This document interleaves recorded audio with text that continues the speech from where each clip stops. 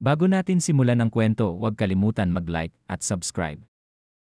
Magsisimula ang ating kwento sa isang ospital kung saan merong sumisigaw pinapaalis ang lahat ng nakaharang sa daan. Agad na pumasok ang apat na doktor kasama ang katawan ni Seyaong na puno ng mga pasa at dugo.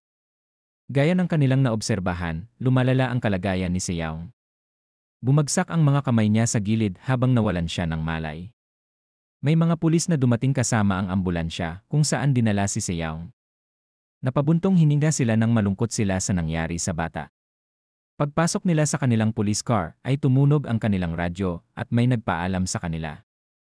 May mga nakasaksi na iniulat na 8 suspect, pawang nakasuot ng uniforme sa paaralan. Ito ay kabuang 6 na lalaki at 2 babae. At nang suriin ang kanilang mga uniforme, nakumpirma na ang mga estudyanteng iyon ay mula sa Non-Guang Middle School. At ito ang paaralan kung saan naka-enroll si Seyaong. Nagulat ang 2 pulis na ang madugong gulo ay ginawa ng mga middle school pa lamang. Hindi sila makapaniwala dahil nakita nilang halos patay na si Seyaong. At dahil dito, napagdesisyonan nilang hulihin ang mga estudyanteng iyon. Maliban doon, tinanong ng lalaking naka-white suit kung haharapin nila ang press at pinikit ng lalaking nakaitim ang mga mata at kaswal na sumagot ng. Pagkatapos ay pumunta sila upang hulihin ang mga salarin. Sa kasalukuyang panahon, natagpuan ni Seyaong ang kanyang sarili na lumulutang sa hangin at narinig niya ang boses ng isang babae na tumatawag sa kanyang pangalan. Nang imulat niya ang kanyang mga mata, nakita niya ang kanyang tiyahin na mukhang nag-aalala para sa kanya. Hinawakan ng ginang ang kamay niya at tinanong kung gising na siya. Hindi sumagot si Seyaong pero alam niya sa isip niya na tiyahin niya yon. May benda na sa mata niya simula nung ilagay ng doktor. Pagkatapos niyang umiyak ng galit sa mga oras na ito, iniisip pa rin niya kung nasaan siya. Bigla na lang siyang nakitang kinukutya siya ng mga salarin habang nakahiga siya sa kama. Tumutulo ang pawis niya sa noo dahil sa sobrang takot. Hinahabol niya ang kanyang hininga at ang kanyang tiyahin ay nag-aalala para sa kanya at patuloy na tinatawag ang kanyang pangalan. Si Seyaong ay hirap na hirap sa kamatayan dahil na-trauma siya sa nangyari sa kanya. Ang doktor at isang nurse pagkatapos ay pumasok sa silid ng mabilis hanggat maaari at ang doktor ni Yaong ay nag-iniksyon sa kanya ng pampakalma upang kumalma siya. Si Seyaong sa wakas ay kumulo at ito ay nangyari sa kanya ng ilang beses. Medyo dilat pa ang mata niya at nakita niya ang tita niya na nakikipag-usap sa doktor. Nasaksihan niya kung gaano nag-aalala ang kanyang tiyahin para sa kanya at ipinaalam ng doktor sa ginang na binigyan niya ng pampakalma si Seyaong. Kaya napagpasyahan niyang okay na si Seyaong ngayon.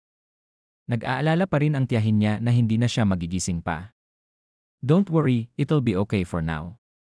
Di ba sinabi ko na sa'yo na magigising na siya agad? Sagot ng doktor. Okay. 9 months na siyang nakoma, nag-alala lang ako, tugon ng tiyahin ni Seyaong. Nang marinig ito, napagtanto ni Seyaong na nakahiga siya sa kama sa nakalipas na 9 na buwan nang hindi nagigising. Nang magising siya pagkatapos, tinurukan siya ng doktor ng pampakalma. At ang babaeng ito ay ang kanyang tiyahin. Ayon sa ginang, inakala niyang hindi na makakaahon sa koma si Seyaong. Ngunit ngayon ay gumaan ang loob niya na pagkatapos ng 9 na mahabang buwan, sa wakas ay nagising si Seyaong. Simula noon, ipinagdadasal niya na sana ay hindi susuko si Seyaong. Habang siya ay nagsasalita, si Seyaong ay hindi pa rin ganap sa kanyang katinuan. Nabanggit ng kanyang tiyahin na hinding-hindi niya mapapatawad ang mga pumatay sa ama at ina ni Seyaong. Sa puntong ito, inaasahan na niyang magagalit si Seyaong sa kanya. Nanginginig siya sa galit habang sinasabing idinemanda niya ang mga taong iyon. Ginawa niya ang lahat ng kanyang makakaya, at kahit na makitungo sila sa mga detektib at taga-usig, naniniwala siya na mananatiling patay ang ama ni Seyaong. Nang marinig ang kanyang pahayag, nagsimulang umiyak si Seyaong. Pinunasan ng kanyang tiyahin ang kanyang mga luha at sinabing gusto niyang maparusahan ang mga mamamatay tao na iyon.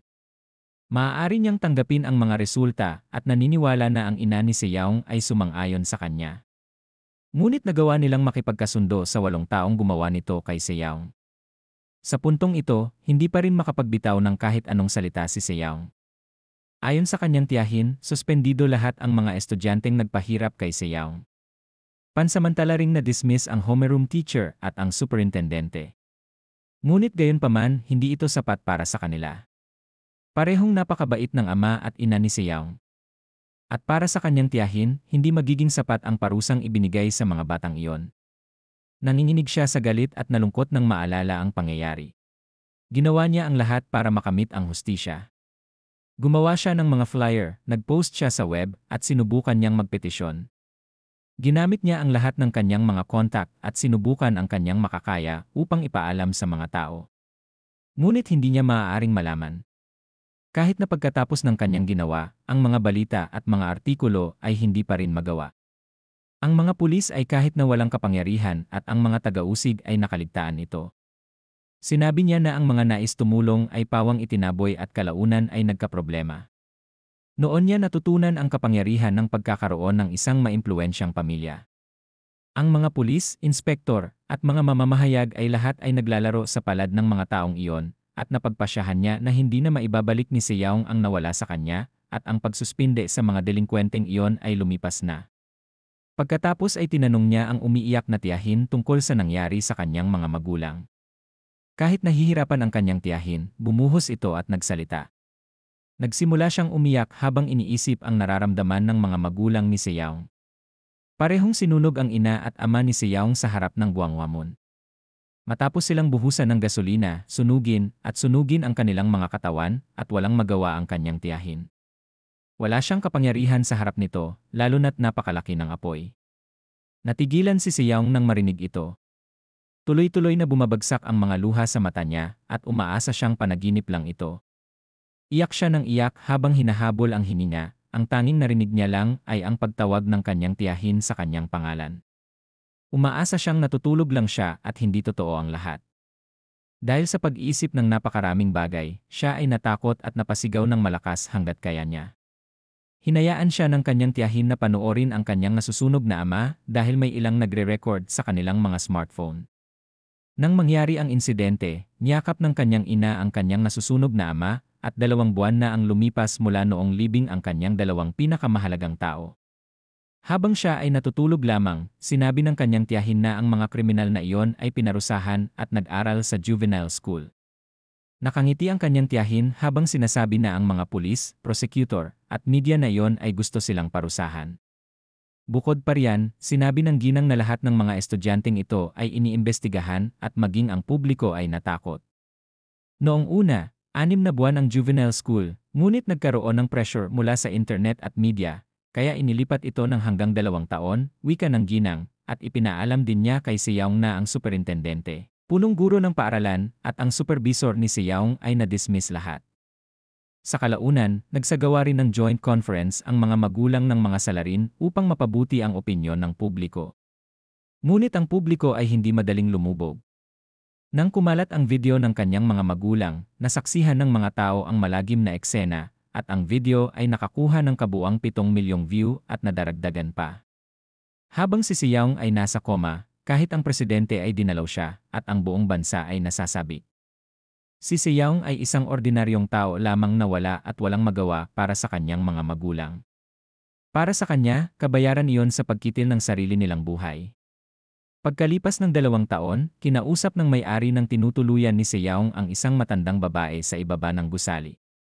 Ang matandang babae ay isang bagong nangungupahan at handang makipag-ugnayan sa may-ari kapag nahaharap siya sa anumang problema sa kanyang pananatili sa apartment na ito. Nang marinig ito, agad na nagbago ang mood ng may-ari. Sinabi niya na hindi dapat makipag-ugnayan ang ginang sa may-ari, at sinabi niyang siya ang namamahala sa pagkilos sa ngalan ng may-ari ng gusali hanggang sa katapusan ng panahon ng kontrata. Dahil ito ang kaugnayan sa pabahay. Nagpupumilit pa rin ang matandang babae dahil gusto niyang kumustahin ang may-ari, at sinabi sa kanya ng may-ari na ayaw ng may-ari na makipagkita sa mga tao. Nataranta ang ginang nang marinig ito, at isang bagay ang itinuro sa kanya ng may-ari bilang pag-ingat. Anya, ginagamit ng may-ari ng kwartong nirentahan niya ang rooftop room, at ang rooftop room ay lubos na ipinagbabawal, ibig sabihin, hindi siya maaaring pumasok o lumabas sa hagdan sa ika-5 palapag patungo sa bubong. Hindi siya makakaakyat dahil nakakandado ito ng auxiliary metal gate. Mayroon ka bang anumang mga abala? Kung gayon, maaari mong kanselahin ang kontrata ngayon. Wika ng lalaki at kinilabutan naman ang ginang sa seryosong tingin nito kaya hindi na lang ito umimik bago umalis. Malawak ang ngiti sa kanya ng may-ari at natuwa siya na naintindihan ng ginang ang sinabi niya. Umaasa siyang maganda na lang ang mangyayari mula ngayon. Pareho silang nagpaalam sa isa't isa pagkatapos ng kanilang mga talakayan sa rooftop. Si Seyoung ay mabilis na nag-click sa kanyang mouse habang nakaharap sa kanyang computer. Siya ang binanggit ng may-ari sa matandang babae at siya ay nakatira sa silid na ito. Matapos siyang makalabas sa ospital. Puno ng basura ang kwarto niya at sobrang dilim. Tanging ang kanyang computer lamang ang nagbigay ng ilaw sa loob. Nagtatype siya sa kanyang keyboard at naghahanap ng ilang impormasyon tungkol sa Shinjin Group, isang negosyo na tumatakbo na sa loob ng 5 taon sa industriya. Hinanap din niya ang isang taong nagngangalang Jiang Seung-chal sa web at sinasabi nito na ang taong ito ay nagbitiw bilang kinatawan ng law firm si Jiang dahil sa pagkakasangkot ng kanyang anak sa isang pag-atake sa paaralan. Ang isa pang impormasyon na hinahanap niya ay ang Blue Wing Media at ang panghuli ay ang mga bituin. Ang lahat ng impormasyon na kanyang hinanap ay konektado sa isang kaso ng pagpatay sa kanyang mga magulang dahil alam niya na ang mga kriminal na iyon ay maaaring makatakas dahil ang kanilang mga magulang ay mga taong may mataas na background. Si Seyoung ay seryosong nagbabasa ng artikulo, ngunit biglang tumunog ang kanyang telepono at nang tingnan niya ito, nakita niya kaagad ang larawan niya noong sanggol pa lamang siya at kinarga siya ng kanyang ama habang nasa tabi nila ang kanyang ina. Nang makita niya ito, nalungkot siya dahil miss na miss niya ang kanyang mga magulang. Sa halip na sagutin ang telepono, nagpasya siyang huwag pansinin ito, ngunit patuloy itong tumunog at may nagpadala sa kanya ng ilang mga mensahe. Nang tatayo na sana siya ay may narinig siyang kumatok sa pinto at wala siyang emosyon. Habang naglalakad papunta dito, may narinig siyang boses na humihiling sa kanya na buksan ang pinto. Sinadya kong magsulat ng 1 minuto, ngunit nagsulat ko 10 minuto nang hindi sinasadya. Sabi ng bisita niya. Nag-alok pa ang tao na tumawag sa ospital kung gusto niyang makita ang kanyang guro. Ang kanyang bisita ay isang ginang na nakatayo at naghihintay na buksan niya ang pinto. Binuksan ni Seyoung ang pinto at agad niyang tinakpan ang kanyang mga mata nang makita niya ang liwanag mula sa araw at hindi siya sanay. Pumasok ang ginang sa loob at nagrereklamo kung bakit pinili ni Seyoung na manatili sa rooftop. Nang isara ni Seyoung ang pinto, nainis ang ginang at hiniling na buksan niya ang ilaw. Pagkatapos ay sinunod ni Seyoung ang kanyang hinihiling at nakita ng ginang ang ilang bag ng basura sa loob ng silid. Uy, kailangan mong mamuhay tulad ng isang tao. Ano ito? Inis niyang sabi at napabuntong hininga na lamang si Seyoung. Naglakad ang ginang patungo sa computer at tinanong kung ano ang ginagawa ni Seyoung. Ngunit pagkatapos ay hindi niya inaasahan ang isang sagot mula kay Seyoung at agad niyang ipinaalam sa kanya na siya ay may isang blind date. Kaya kailangan nilang mabilis na tapusin ang pag-check sa kalagayan ni Seyoung dahil siya ay. Tiningnan lang siya ni Seyoung nang walang sagot. Bahagyang nakasandal ang nurse niya sa mesa habang nagtatanong tungkol sa mga braso, binti, likod, mata, at sakit ng ulo ni Seyoung at lahat ng ito ay sinagot ni Seyoung na medyo masakit pa. Pagkatapos ay itinala ito ng nurse sa tala at naglagay din siya ng 100 at 40/100 sa blood pressure ni Seyoung. Napabuntong hininga siya pagkatapos ay nalungkot siya nang makitang nasasayang pa rin si Seyoung at tila walang pakialam sa sarili. Pinaalalahanan siya ng nurse na dapat niyang itigil ang ginagawa niya sa kanyang sarili at sinabi niya na 2 taon na ang nakalipas at pareho na sila ng doktor ni Seyoung ay halos nasa limitasyon na nila ito. Habang nagsasalita siya, napansin niyang hindi nakikinig si Seyoung sa kanya. Si Seyoung ay nagtatype ng mensahe sa kanyang telepono at ang kanyang nurse ay nakatanggap ng isang text message mula sa kanya. Nang mabasa niya ito, inis siya at sinigawan niya si Seyoung na hindi niya sinabi ang lahat ng magagandang bagay na ito sa kanya para lang mabayaran. Nag-aalala lang siya na si Seyoung ay maipit sa ganitong paraan. Tinitigan ni Seyoung ang kanyang nurse at nairita sa kanya ang kanyang nurse at nagpa siyang lumayo. Kahit hindi ka na bumalik sa school, kahit papano ay gumawa ng isang hakbang sa labas, tama? Sambit niya. Umaasa siya na magkakaroon ng kumpiyansa si Seyoung na makatagpo muli ng ilang tao para sa kanyang ikabubuti at paggaling. Binuksan niya ang pinto at iniwan si Seyoung. Ngunit gayunpaman walang pakialam si Seyoung. Siya ay patuloy na nakaupo sa kanyang computer at ikinonekta ang kanyang telepono. Nagbukas siya ng app na may logo ng at nang sinubukan niyang i-access ito, agad niyang tiningnan ang pribadong chat ng mga taong pinakakilala niya. Ngunit hindi siya nakapasok dahil pinaghihigpitan siya at ipinagbabawal din na ma-access ito. Kaya pagkatapos ay sinubukan ito sa kanyang computer at nagsagawa ng pag-troubleshoot upang buksan ito. At nang tingnan niya ang kanyang telepono, matagumpay niyang binuksan ang private chat at ito ay ang chat ng pumatay sa kanyang mga magulang. Sa pagbabasa nito, nalaman niyang 5 sa mga taong ito ay nasa Vienna na ngayon at umaasa na makakabalik sila sa Korea. Naging maingat din silang hindi ipaalam sa ibang tao kung nasaan sila ngayon. Matapos basahin ito, inilapag ni Seyaong ang kanyang telepono sa mesa at tumayo habang naggangalit ang kanyang mga ngipin. Dahil naalala pa niya ang ginawa ng mga taong ito sa kanya noon. Tumalikod siya at nagpa siyang humiga sa kanyang kama. Habang nakahiga siya ay mabilis siyang humihingal. Nakaramdam siya ng lungkot at sakit sa loob ng mahabang panahon at hindi niya ito kayang bitawan. Sa itaas ng bubong, sabay na makikita si Seyaong. May kumikislap na papunta sa lupa. Isa itong mahabang espada na nagmumula sa kabilang mundo at hindi inaasahang dumapo ito sa rooftop ng gusaling tinutuluyan ni Seyaong at lumikha ito ng napakalaking pagsabog. Agad na nagising si Seyaong at nagulat siya nang makarinig ng malakas na ingay. Agad siyang tumayo at natakot dahil sigurado siyang hindi sa ibaba ng galing ang tunog. At parang may tumatama sa isang bagay. Dahan-dahang naglakad si Seyaong patungo sa pinto at nalilito pa rin kung ano yon. Iniisip pa niya na baka ito ay isang magnanakaw o iyong mga taong nambubuli sa kanya hanggang sa mamatay habang iniisip ang mga kaisipang ito. Biglang sumakit ang dibdib niya. Tumutulo ang kanyang pawis sa buong katawan at nanginginig ang kanyang mga kamay. Gayunpaman, nagpasya siyang harapin ang kanyang mga takot at patuloy na lumakad patungo sa pintuan. Ang kanyang pinto ay may ilang mga kandado upang mabuksan ito at nang tuluyan niya itong nabuksan, may nakasisilaw na liwanag na nagmumula sa labas. Nang buksan ito ni Seyaong ay bumulaga sa kanya ang liwanag, ngunit pinilit niyang dumilat at tingnan kung ano ba talaga yon. Namilog ang kanyang mga mata at nataranta siya nang makita niya ang isang nagniningas na espada na yon. Nakadikit sa sahig sa rooftop. Nakatayo si Seyaong habang nakatingin at nag-iisip kung saan nanggaling ang espada. Marami siyang tanong kasama na kung sino ang may-ari ng espadang ito, kung bakit ito dumapo sa harap ng kanyang silid, at kung paano ito nangyari. Puno siya ng pagkalito dahil wala siyang maisip na sagot. Lumapit siya sa espada at pinagmasdan ito. Ito ay tulad ng isang espada na karaniwan niyang nakikita sa online game, alinman sa isang 2 kamay na espada o isang Zweihander. Ang espada ay mas matangkad sa kanya, at napansin niya na hindi ito mukhang nasa ganoong kalalim, at napagpasyahan niya na ito ay maaaring maluwag na natigil. Nataranta siya kung paano ito nakadikit dahil nakalock pa rin ang pinto sa hagdan. Ang dami niyang iniisip. Pero walang pumapasok sa isip niya kaya napasigaw siya dahil sa inis. Nagulat ang mga tao sa ibaba ng gusali nang marinig siya. Patuloy na sumisigaw si Seyaong habang hawak ang kanyang ulo. Napabuntong hininga siya at nagpasya na huwag mag-usisa tungkol sa espadang ito at huwag na lang itong baliwalain. Tumalikod siya at pumasok sa kwarto niya.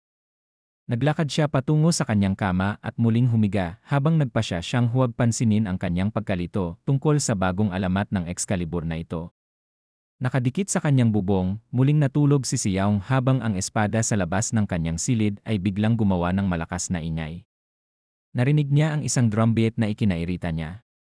Nang imulat niya ang kanyang mga mata, nakita niya ang isang kabalyero na tumutugtog ng sungay kasama ang ilang mga kabalyero na tumatapak sa paligid at natagpuan ni Seyaong ang kanyang sarili sa gitna nila.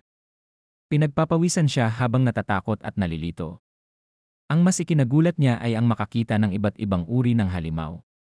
May isang lalaki din na nakasuot ng kapa na nakatayo sa harapan at walang takot na nakaharap sa mga halimaw.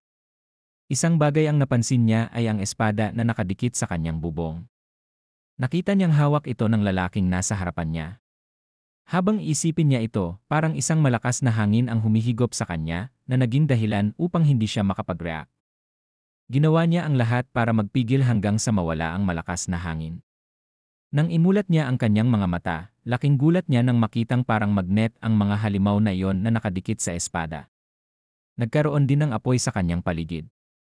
Tinitigan niya itong mabuti at biglang bumalik sa realidad ang kanyang pakiramdam.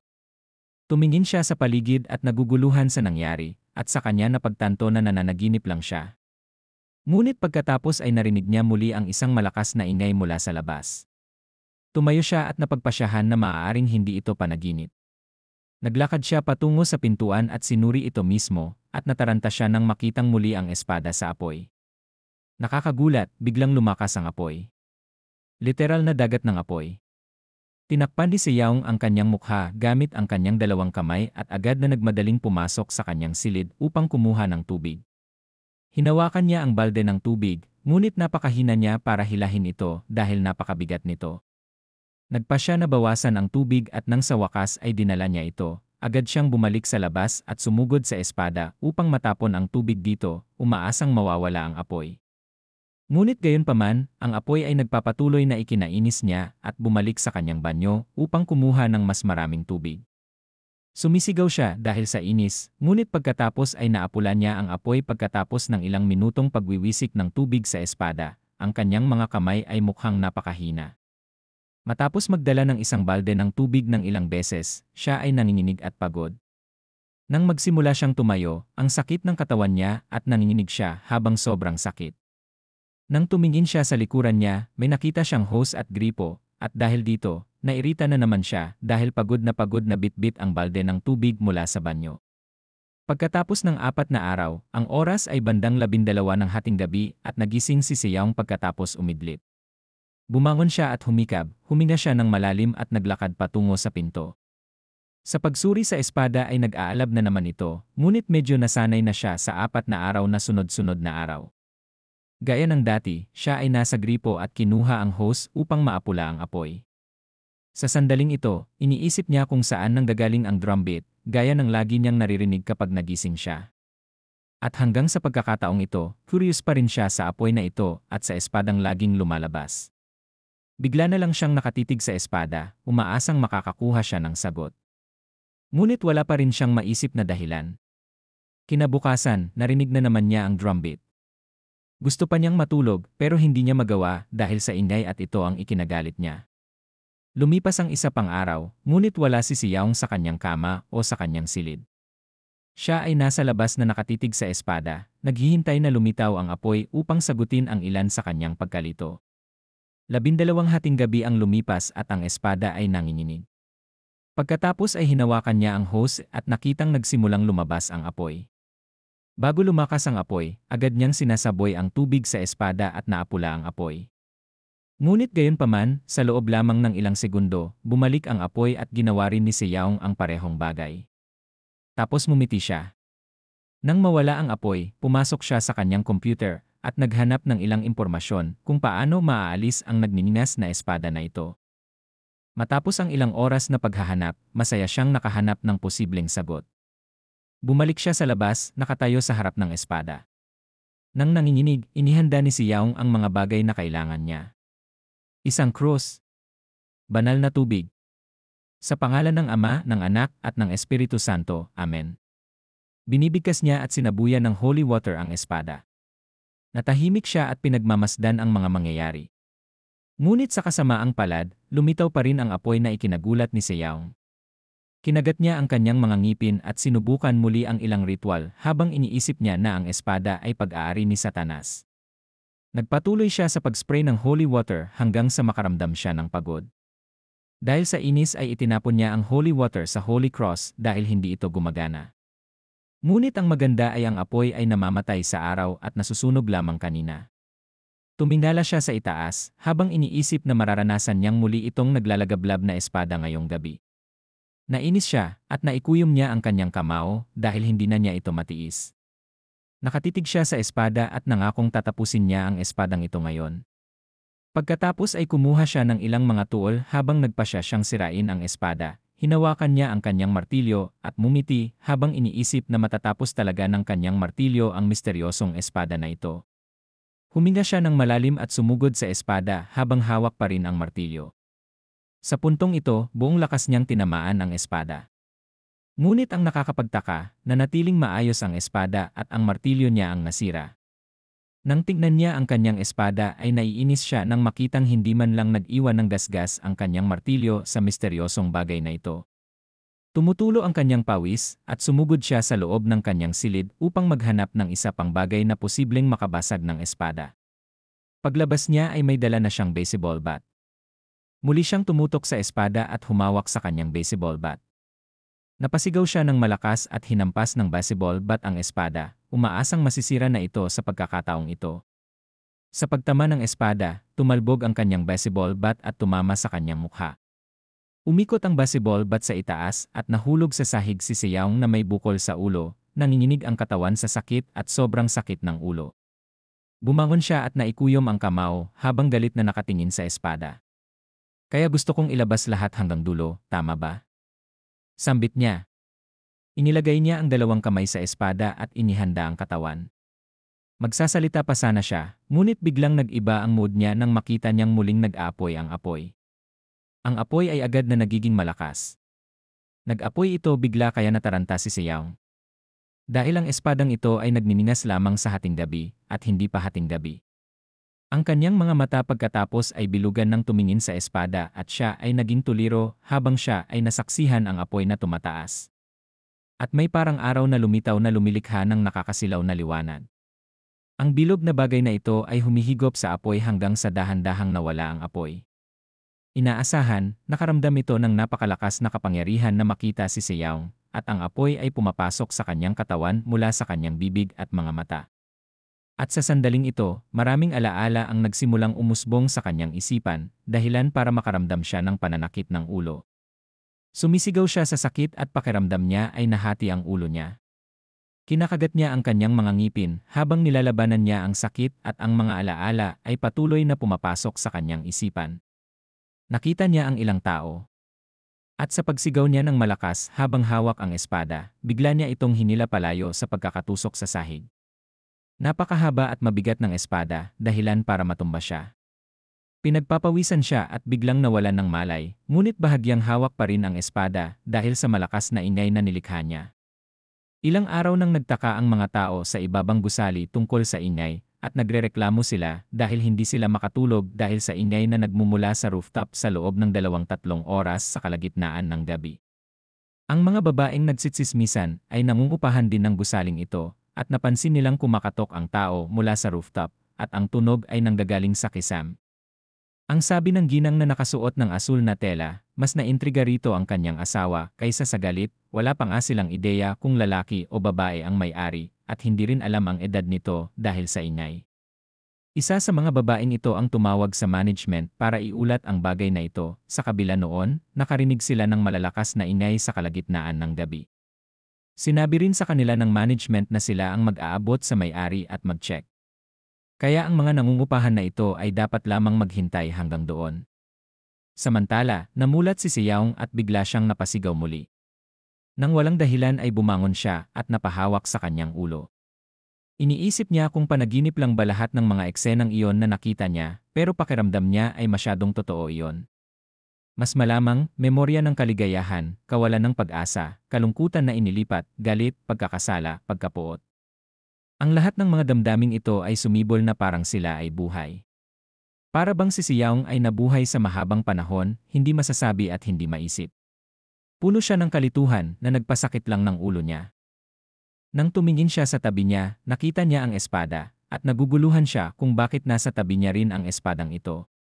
Ang mas ikinagulat niya ay ang makita ang sahig na walang palatandaan na ang espadang ito ay nakadikit kahit saan, at napansin din na ang espada ay halos 1 metro ang haba kaysa noong ito ay nakaipit sa rooftop.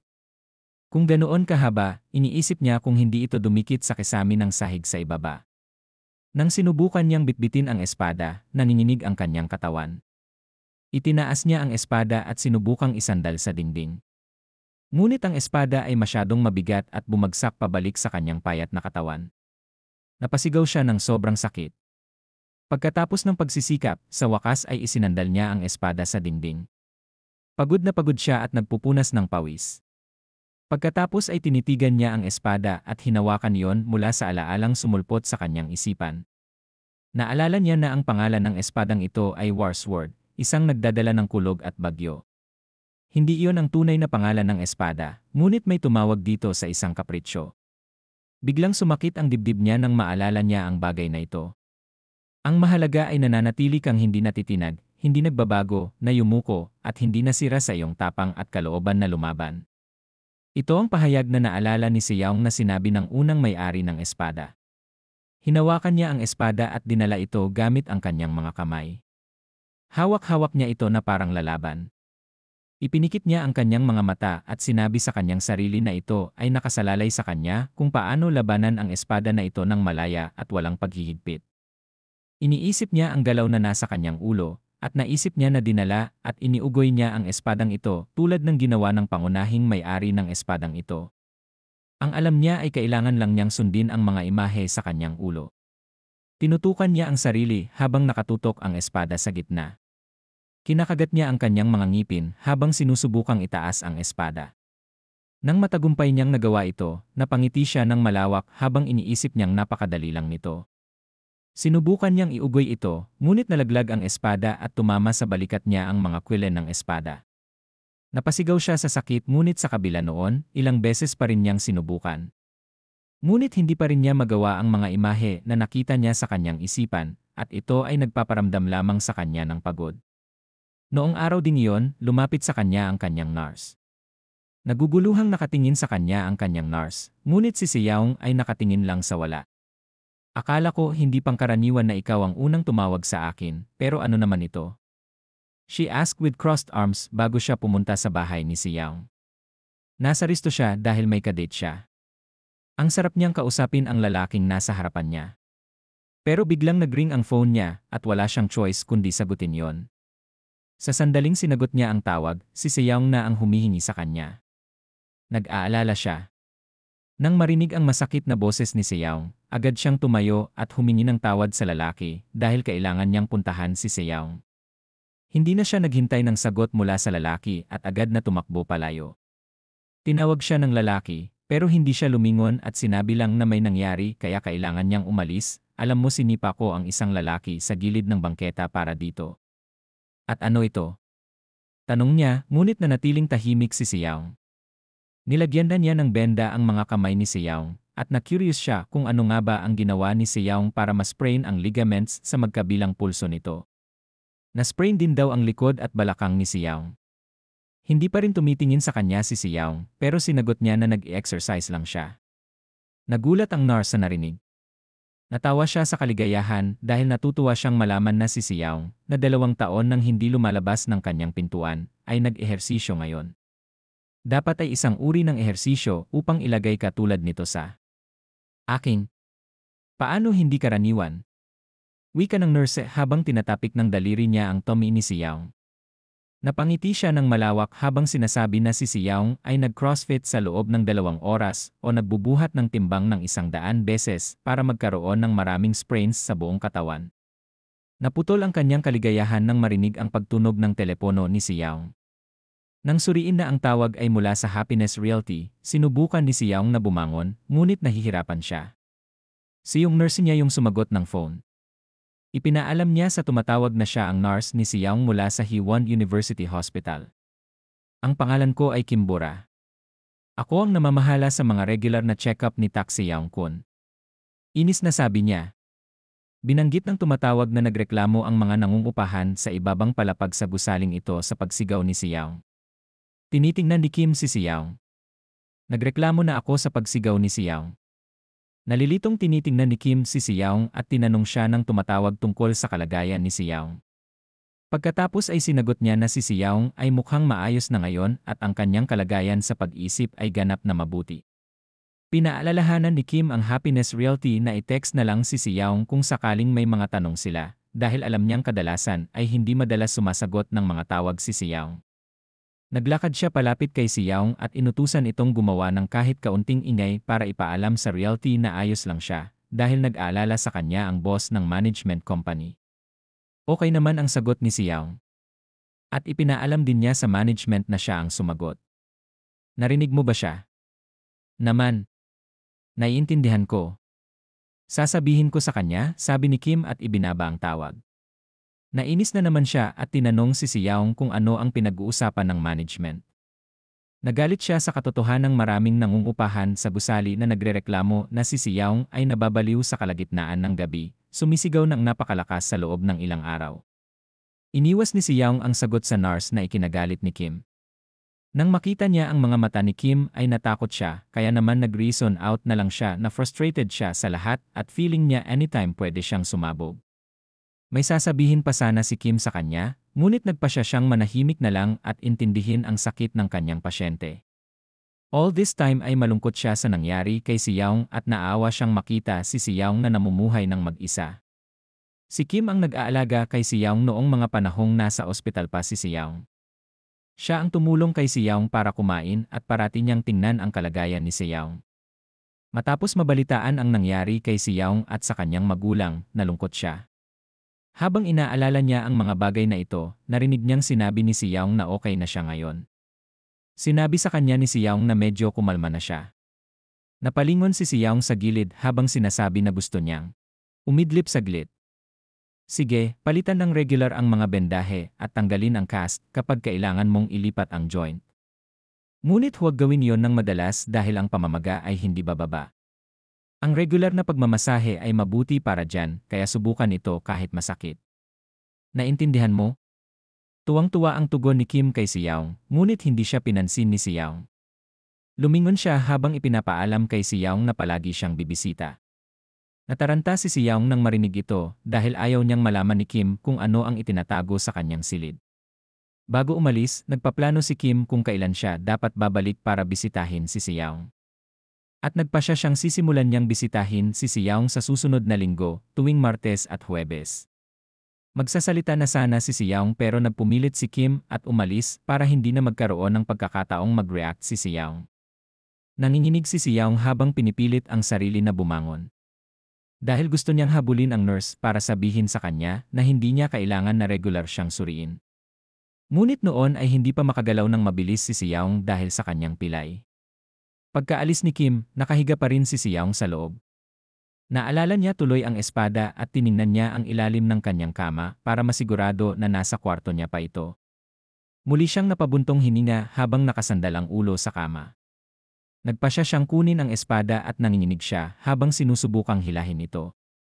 Pagkatapos ay inilagay niya ito sa kanyang kama at siya ay puno ng pawis at ang kanyang pilay ay sumasakit. Nanginginig ang magkabilang kamay niya. Matapos piliting dalhin ang espada, bigla na lang siyang nakarinig ng boses ng isang lalaki na nagsasabi na si Yaong ay may magandang simula. Sinabi rin na ang hindi nahuhulog ay hindi natututo kung paano bumangon muli. Kinabahan si Yaong sa narinig. Agad siyang lumingon para tingnan kung may tao sa likod niya. Pero siya lang ang nasa loob at pamilyar sa kanya ang boses na narinig niya. Mas mabuting mahulog ka kapag baguhan ka dahil kung mahulog ka kapag mas malaki ka, mas nag-aalala ka sa kahihiyan, dagdag ng boses. Natakot si Yaong sa boses sa kanyang isipan. Sinabi pa sa kanya ng hindi kilalang boses na ito na napakasimple ng landas patungo sa kapangyarihan. Kailangan lang niyang tumakbo gamit ang espada at iugoy ang espada hanggang sa maubos siya ng pagod. Napasandal si Yaong sa kanyang kama habang iniisip kung ano ang ibig sabihin ng tumakbo gamit ang espada at indayog ito. Siya ay napaka-clueless tungkol sa kung paano siya ay magiging malakas sa pamamagitan lamang ng paggawa nito. Lumingon si Yaong sa kanyang computer at nagpa siyang maghanap ng sagot. Dahil naniniwala siyang ang internet lang ang makakatulong sa kanyang kalituhan, hinanap niya sa web ang tungkol sa dalawang kamay na espada. Nakatutok siya, umaasang makakakuha siya ng sagot. Nakahanap siya ng maraming artikulo, ngunit isang artikulo na nakakuha ng kanyang pansin ay ang post ng isang taong nagsanay gamit ang dalawang kamay na espada sa loob ng 4 na buwan. Nang i-click ito ni Yaong, may isang video, at nalaman niya na ang poster na ito ay mula sa Korea. Ipinakita ng poster ang ilan sa kanyang mga galaw. Ang pagbabalanse ng sentro ng grabidad sa mismong espada. Pagtipid sa kilusan. Pagputol sa kalaban. Habang pinapanood ang video, ini-imagine ni Yaong na inilapat niya ang mga tip na ito. Naniniwala siya na matututo siya sa pamamagitan lamang ng pagsunod sa mga hakbang na ito. Pero hanggang ngayon, nanginginig pa rin ang buong katawan niya sa sakit. Tumingin siya sa espada at naalala ang pahayag mula sa likod ng kanyang ulo. Ang landas ng kapangyarihan ay ang tumakbo gamit ang espada at iugoy ito hanggang maubos siya ng pagod. Dumating ang oras ng pagbisita ni Kim kay Yaong at nang suriin niya ang spray ni Yaong, nagulat siya. Malapit na siyang gumaling mula sa kanyang hinuha, dapat itong gumaling ng mga 3 linggo. Dahil dito, napagpasyahan niya na nilagyan ni Seyaong ng kakaibang gamot o isang bagay ang kanyang pilay nang hindi sinasabi sa kanyang nurse. Pero hindi siya sinagot ni Seyaong. Pagkatapos ay nagpasya siyang umalis habang tinuturuan si Seyaong na huwag lumampas ang kanyang sprain. Hoy ikaw, kung may nangyari masama sa'yo, lahat ng kalokohan dumadaloy pababa sa akin, okay? Nakuha mo iyon or hindi? Dagdag niya. At binigyan lang siya ni Seyaong ng senyales na umalis na lang kaya medyo nakaramdam ng inis si Kim at sinara ang pinto pagkaalis niya. Nang makumpirma ni Seyaong na wala ang kanyang nurse, agad siyang bumangon. At sinuri din niya ang kanyang mga kamay. Kaya na niya itong kurutin nang hindi nakaramdam ng kirot.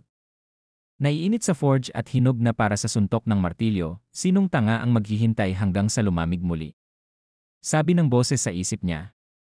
Dala niya ang espada at sinabi sa kanya ng boses na umalis sa lugar na ito at tumakbo kaagad at umindayog na parang dito nakasalalay ang buhay niya. Dahil dito, napaisip siya kung ang tao sa likod ng boses na ito ay maaaring nakatingin sa kanya. Lumabas siya ng kanyang silid kasama ang espada. Dinala niya ito gamit ang kanyang mga kamay at sinubukang itaas. Nanginginig ang buong katawan niya dahil sa pagpilit sa sarili. Dahil ang espada ay masyadong mabigat. Bumigay ang kanyang katawan at ibinalik ang dulo ng espada. Napagpasyahan niya na mas mabuti para sa kanya na makuha ang kanyang lakas kaysa sa stamina. Una, binalak niyang lumabas upang tumakbo at huwag pansinin ang kapitbahayan. Since it's been 2 years pababa na siya ng hagdan. Nag-alinlangan siya na mayroon siyang sapat na lakas upang tumakbo kaya nagpasya siyang gawin ito sa ibang pagkakataon. Sa kanyang alaala, palaging tumatakbo ang may-ari ng espada. Tuwing alas 12 ng hating gabi, habang bitbit ang espada sa kanyang likod, nagiging mas malakas siya sa pamamagitan lamang ng pagkain at pagtakbo. Itinali ni Seyaong ang isang sinturon sa bawat gilid ng espada upang ilagay ito sa kanyang balikat, tulad ng isang bag. At tinali din niya ito ng pulang tela para masigurong hindi ito mahuhulog sa katawan niya.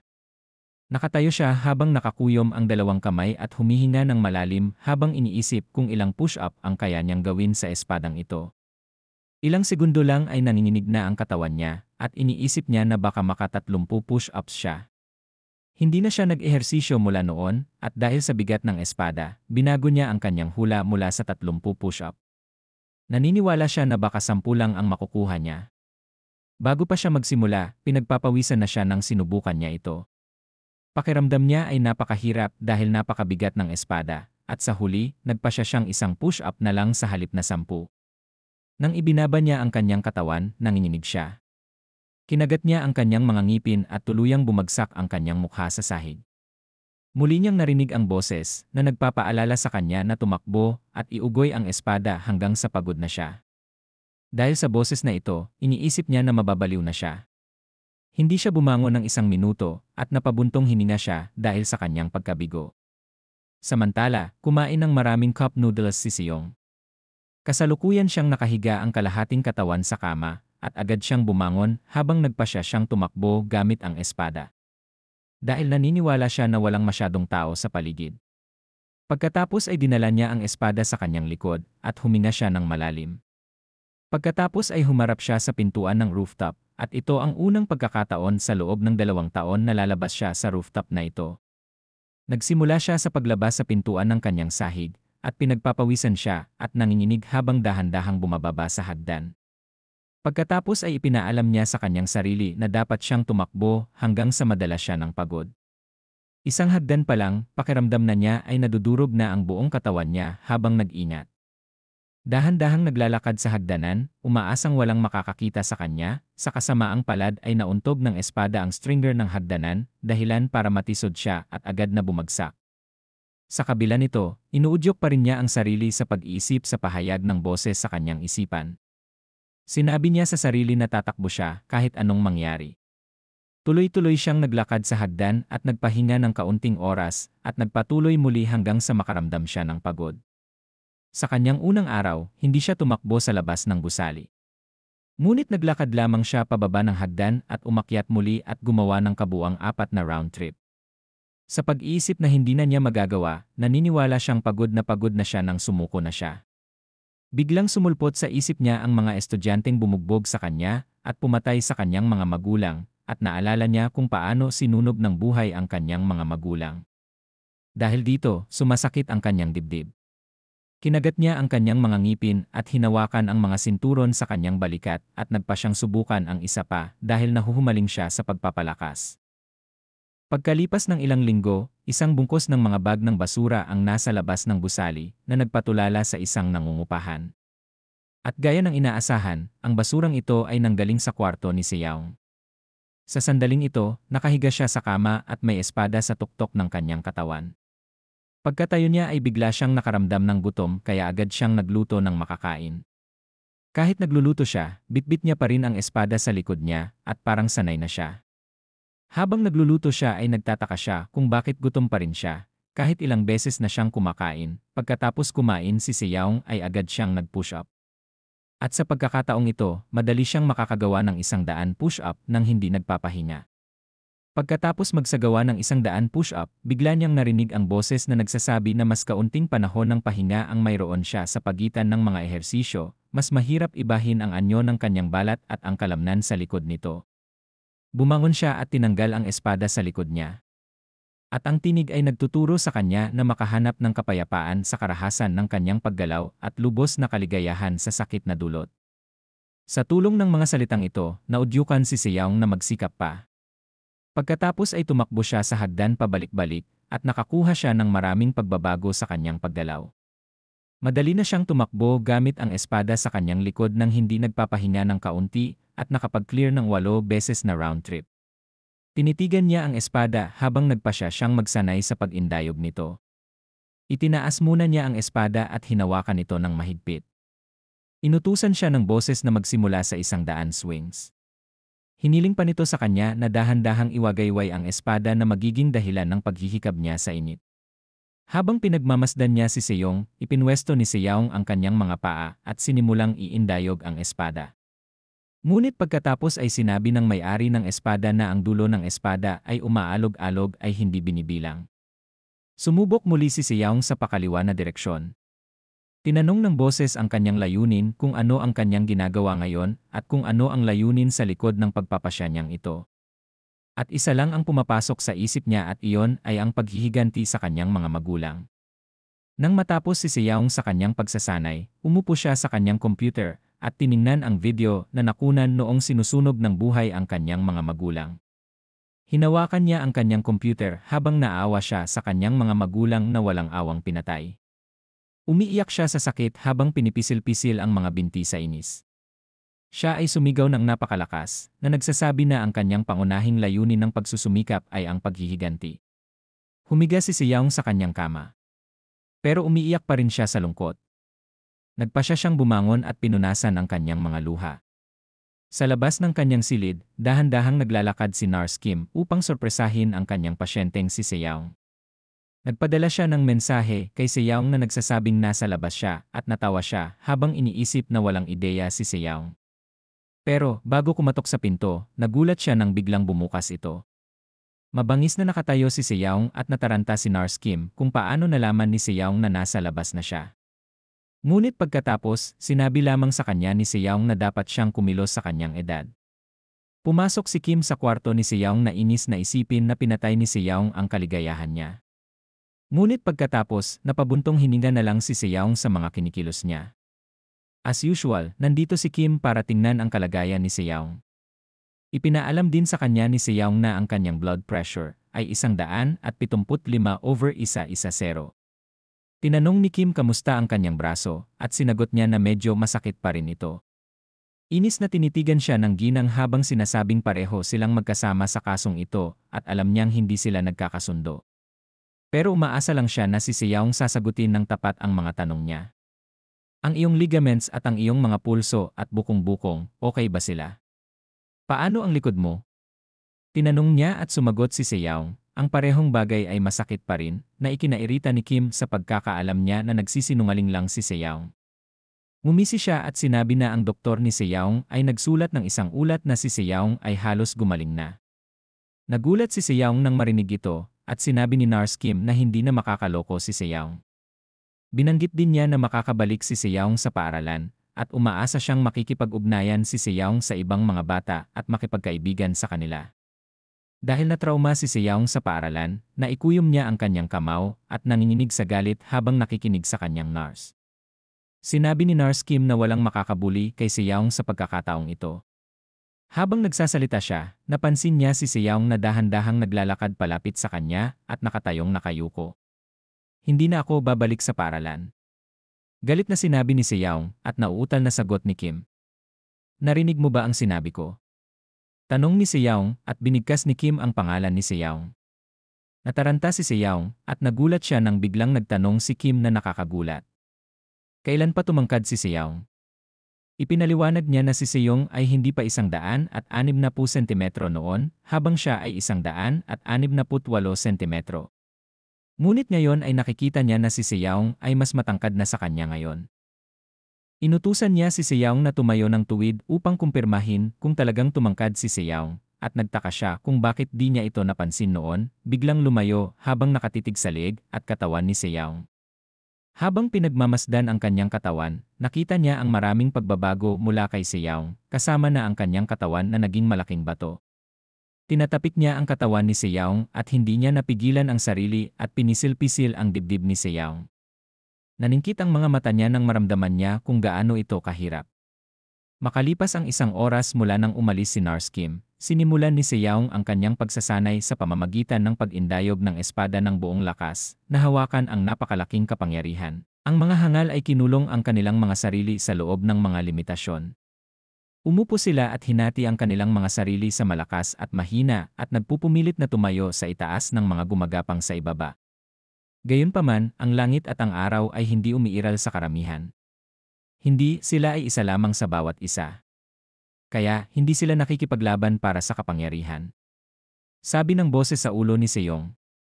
Dahil sa motivational na pahayag na ito, sa wakas ay madaling maindayog ni Seyaong ang espada. Hanggat kaya niya habang sinasanay niya ang sarili niya. Naalala niya ang pangako ng kawalang tatag, ang pagpapala ng espada at ang diwa ng pananampalataya. Mula sa pagtakbo hanggang sa pagod, ang walang katapusang pagsasanay ng kanyang katawan at isip, maaari niyang pilitin ang kanyang sarili na lumampas sa limitasyon. At sa sandaling iyon, makakamit niya ang unang kapangyarihan, ang Pledge of Indomitability. Katatagan ng loob.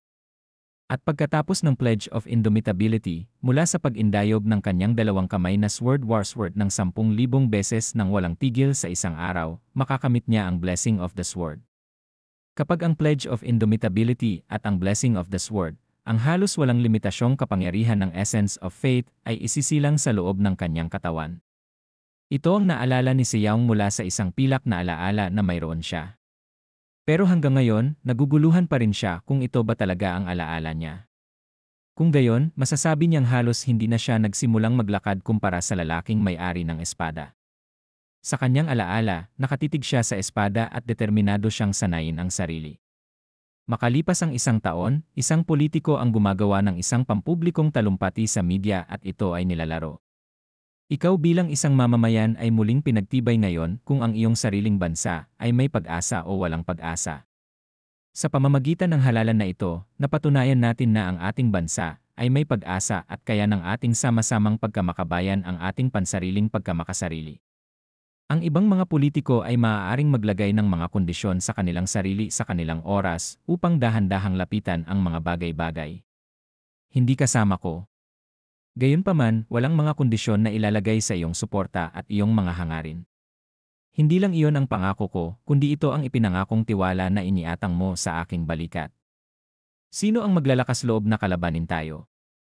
Sino ang maglalakas loob na magsulong ng masamang hangarin sa kanilang mga puso laban sa atin?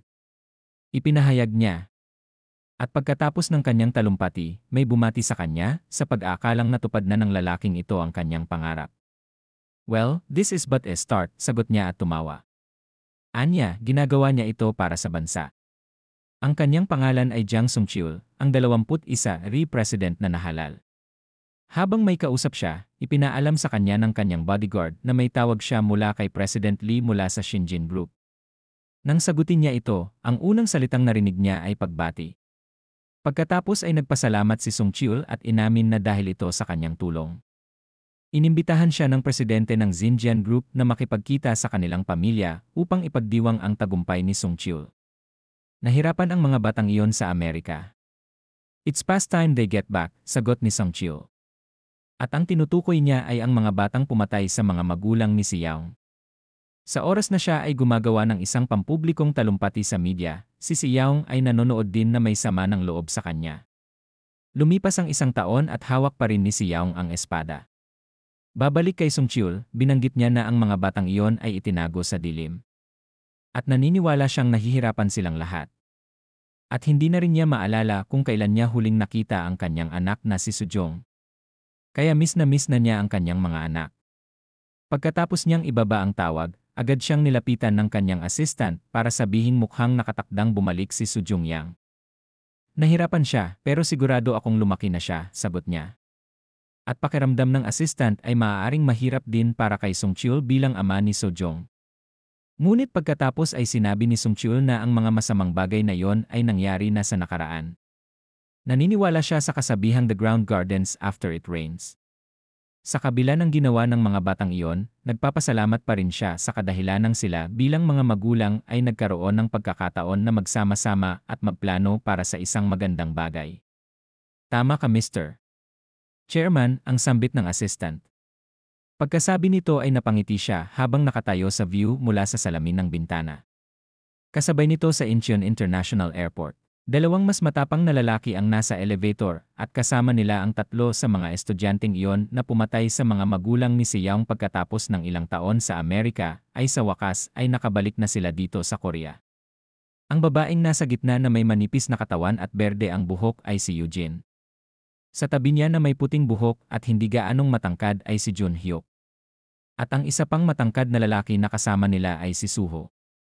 Pagkalabas ng elevator, naghihintay sa kanila ang 3 lalaki at nakangiti ng malawak sa kanila. Sila rin ang mga kriminal ng kaso ng pagpatay sa mga magulang ni si Yaong, sina Hyeon, Changsu at Dahon. Pagkatapos ay binati nila ang isa't isa at lahat sila ay natutuwa at nasasabik na muli silang magkasama pagkatapos ng maraming taon. Napansin ni Hyeon na wala sa kanila sina Suhyun at Sujong. Pagkatapos ay sumagot si Eugene na wala siyang ideya mula nang mag-snuck ang 2 iyon sa Japan. At sinabi sa kanya ni Sujong na gusto niyang palamigin ang kanyang ulo sa loob ng ilang araw, at si Suhyun, alam mo ba?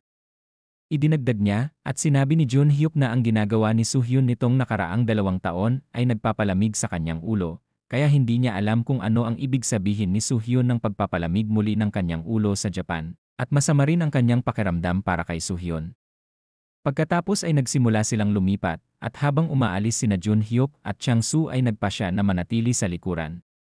Tinanong ni Jun Hyuk si Changsu kung nasuri na niya ang impormasyon ni si Yaong at sinagot ni Changsu ng yes. Good job! Sabi ni Jun Hyuk, sabay tapik sa balikat ni Changsu. Tapos nagkatinginan sila. Saka sila tumingin sa mata ng isa't isa at naniniwala si Changsu na may binabalak si Jun Hyuk na masamang plano. Ngumiti si Jun Hyuk at sumagot siyempre. Sino sa tingin mo ang dapat nating pasalamatan para sa lahat ng mga bagay na ating pinagdaanan? Dagdag pa niya. Kasabay nito, si Yaong ay nakikipag-usap sa kanyang tiyahin sa telepono at sinubukan siya ng kanyang tiyahin na bumalik sa paaralan. Pero ayaw ni si Yaong. Sabi ng tiyahin niya hindi siya pwedeng magtagal ng ganito. At iminungkahi niya na si Yaong ay maaaring lumipat sa kanyang bahay kasama niya at maaari siyang maging komportable kung si Yaong ay mananatili sa kanila upang walang makagambala sa kanya. Pag-iisipan ko. Pero kahit ganun, takot ako sa mundo. Sagot ni Yaong. Nalungkot ang kanyang tiyahin at humingi siya ng tawad kay Yaong dahil naisip niya na masyado niyang na-pressure si Yaong saka sumagot na hindi. Naiintindihan niya na nag-aalala lang sa kanya ang tiyahin niya. Nagpaalam sa kanya ang kanyang tiyahin at pinaalalahanan siyang ingatan ang kanyang kalusugan. Pagkatapos ng tawag, si Yaong ay nakaupo sa kanyang kama habang hawak ang kanyang espada. Iniisip niya na darating ang panahon. Dudurugin niya ang mga taong nagpapahirap sa kanya. Sa labas ng gusali, may nakatayong lalaki at may kausap siya sa telepono. Anya, wala pang bakas ng papasok o alis. Naobserbahan namin ang lokasyon mula sa isang mataas na lugar na may direktang view ng ilang beses ngayon, ngunit pareho pa rin. Sinubukan namin ang post ng paghahatid at maging ang pagbabasa ng metro, ngunit hindi kami naging matagumpay sa pagkumpirma kung ang target ay nasa lokasyong ito. Wala man lang tugon mula sa loob. Sabi niya. Nang matanggap ang balitang ito ni Jun Hyuk, inis na inis siya. Lalo na't hindi man lang nakuhanan ng picture ni Chang-soo si Seyoung. Pagkatapos ay pinaalalahanan siya ni Chang-soo na sinabi na niya na hindi kailanman lumalabas si Seyoung sa kanyang lugar. Hawak-hawak niya ang larawan ng gusali kung saan nakatira si Seyoung, at naiinis siya dahil alam niyang hindi rin pumapasok si Seyoung sa paaralan. Baka hilingin natin sa mga tiyuhin na sumakay, mungkahi ni Chang-soo. Ngunit nataranta si Jun Hyuk. Pagkatapos ay ipinaliwanag ni Chang-soo na maaaring kunin ni Jun Hyuk ang lock at sumugod sa silid ni Seyoung at sunggaban si Seyoung at magsaya sa kanya bago siya hilahin sa kanilang grupo. Nagulat si Jun Hyuk sa narinig at tumawa siya ng malakas habang nakayakap kay Chang-soo. Chang-soo, ang ganda mo. Ikaw ang nagpapasaya ng araw ko. Alam mong ikaw lang ang sinabi niya. Tinanong siya ni Chang-soo kung gagawin niya ito at sumagot siya na kailangan nilang maging maingat. Naniniwala siya na kung gusto nilang gawin ito, kailangan nilang itaas ang antas sa kung anuman ang maaaring pinaplano ni Soo-hyun. Naguluhan si Chang-soo sa gustong sabihin ni Jun Hyuk.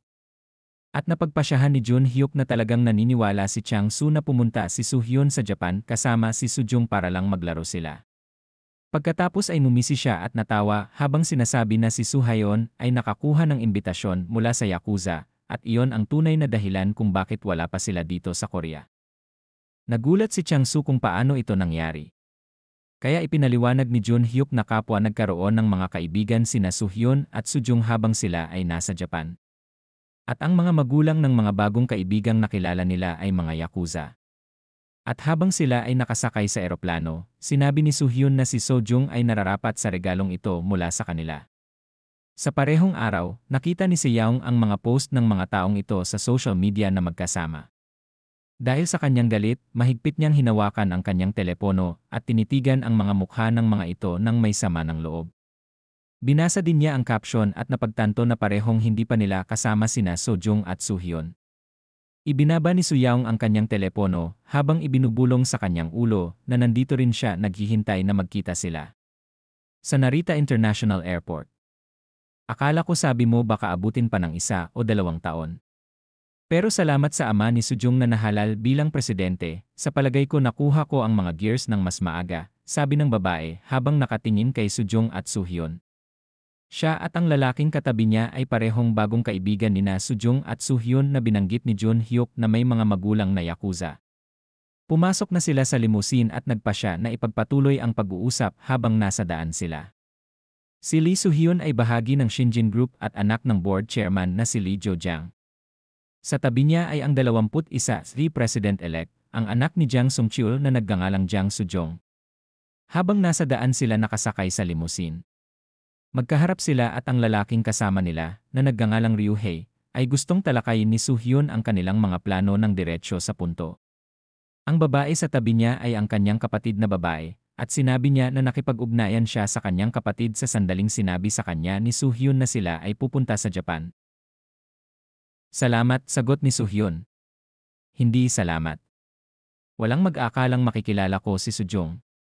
Ang anak ng presidente ng Korea noong nag-aral ako sa ibang bansa, sabi ni Ryu-hye. Nagsalita siya at nagpasalamat si Soo-jung sa kanyang tulong. Natural lang sa magkakaibigang, sabi Ryu-hye, sagot niya. Ipinagmamalaki niyang sinabi na ang kanyang ama ang nangunguna sa 3 landas na asosasyon at nagkaroon ng espesyal na interes sa bagay na ito. Habang nagyayabang, si Soo-jung ay nakikinig lang sa kanya. Kung handa na ang lahat, maaari na tayong umalis bukas. Pagkatapos, nagtanong si Soo-jung at sinabi ni Ryu-hye na maaari silang magpahinga sa ngayon dito sa Japan at bumalik sa Korea kung kailan. Natigilan si Soo-hyun sa narinig at sinabi ng babaeng kasama nila na ang cute daw nito.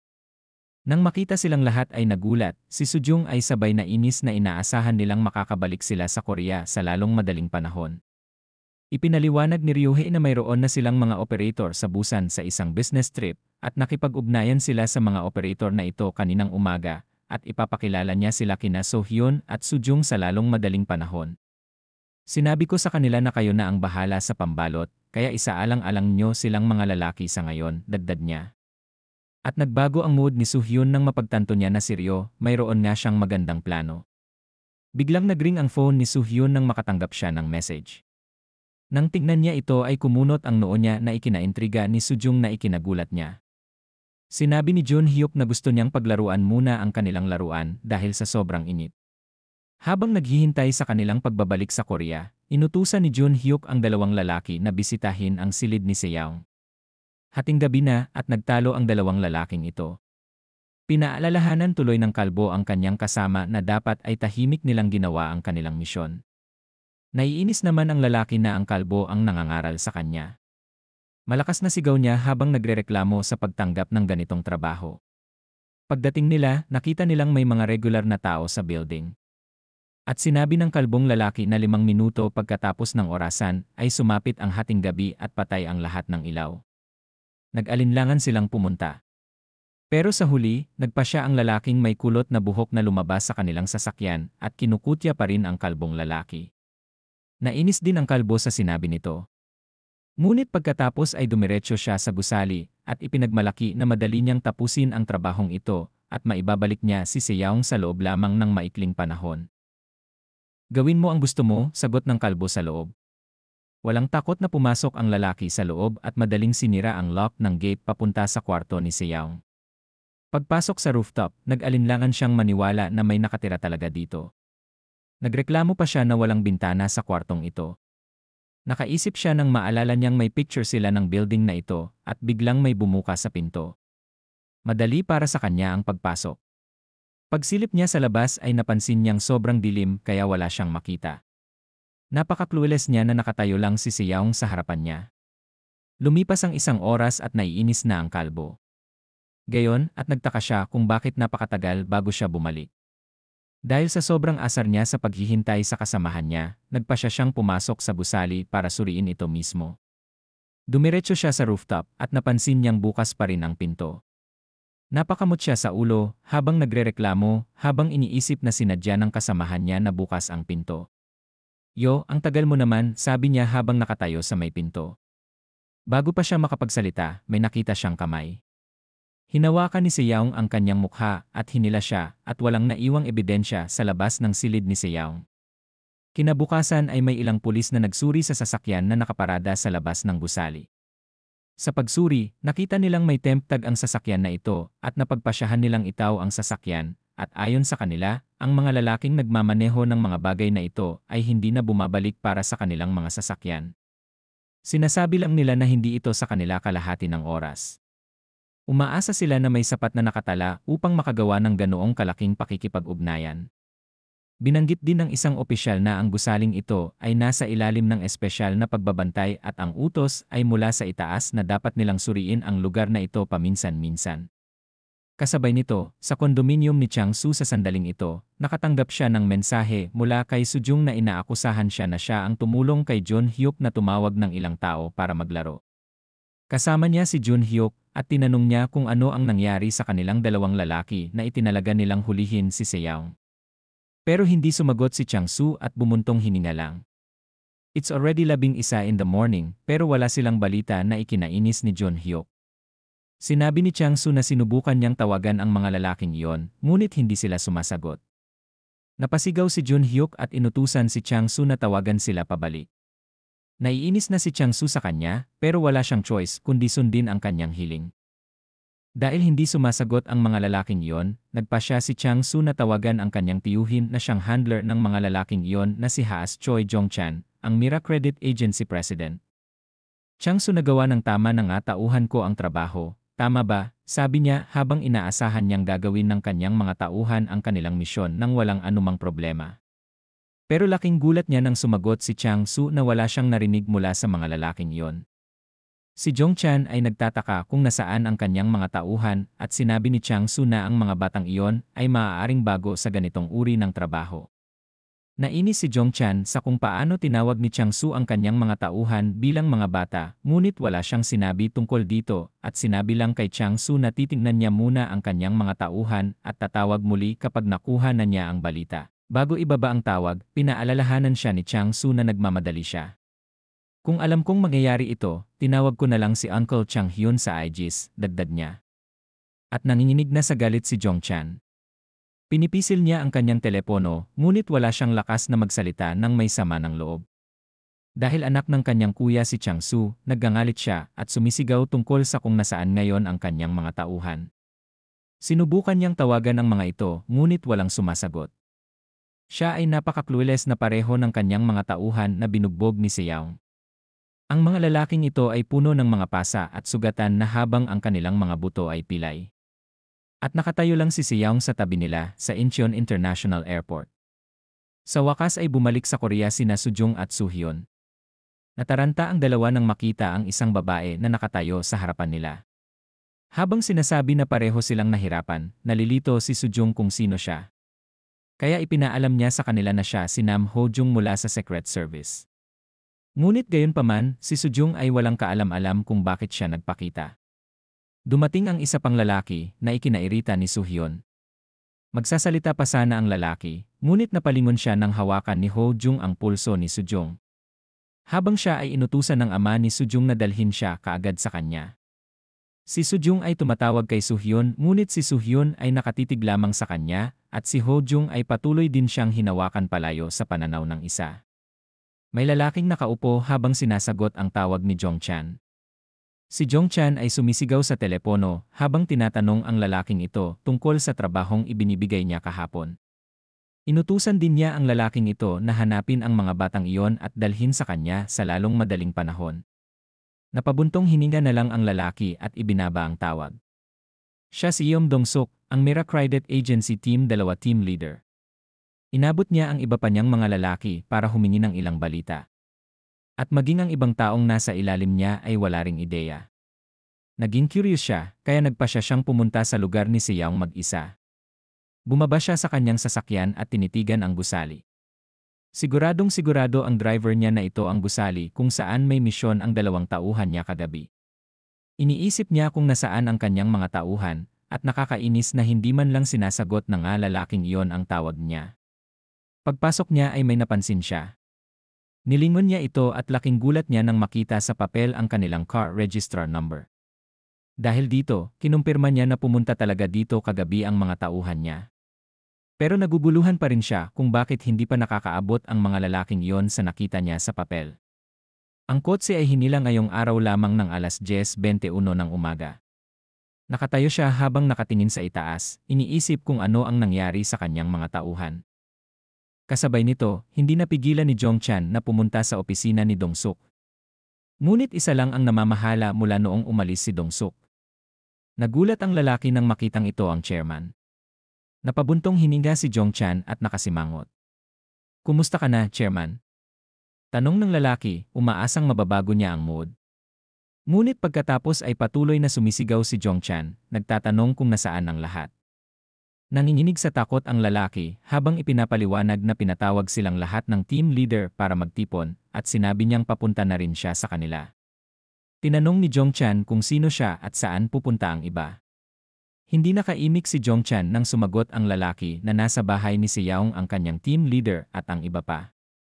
Agad niyang tinawagan si Dong-suk at sinagot naman agad ni Dong-suk ang tawag. Sumisigaw pa rin si Jongchan habang tinatanong kung anong ginagawa niya. Pagkatapos ay matapat na sumagot si Dong-suk na naniniwala siyang maaaring magkaroon sila ng problema dahil nawawala ang dalawa sa kanilang mga tauhan na nakatalagang hulihin si Seyaw. Nataranta si Jongchan nang marinig ito at sinabi sa kanya ni Dong-suk na kakaiba ang pakiramdam ng gusali ni Seyaw. "Kaya inutusan mo ba ang mga tauhan natin na pumunta?" Tanong ni Jongchan. "Yes, dapat akong pumunta ngayon para tingnan sila." Sumagot si Dong-suk at nalulugod si Jongchan na suriin ang mga nawawalang lalaki na iyon para makapagbigay siya ng sagot kay Changchu. Nagpasalamat si Dong-suk sa kanyang pasensya at sa kanya ibinaba ang tawag. Nasa likod niya ang mga tauhan niya at sa kanya inutusan na sabay silang pumasok sa loob ng building ni Seyaw.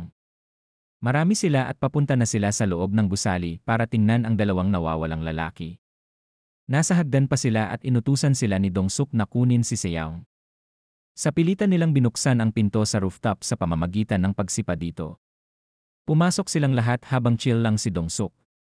Sa hagdan, naglakad siya nang may narinig siyang sumisigaw.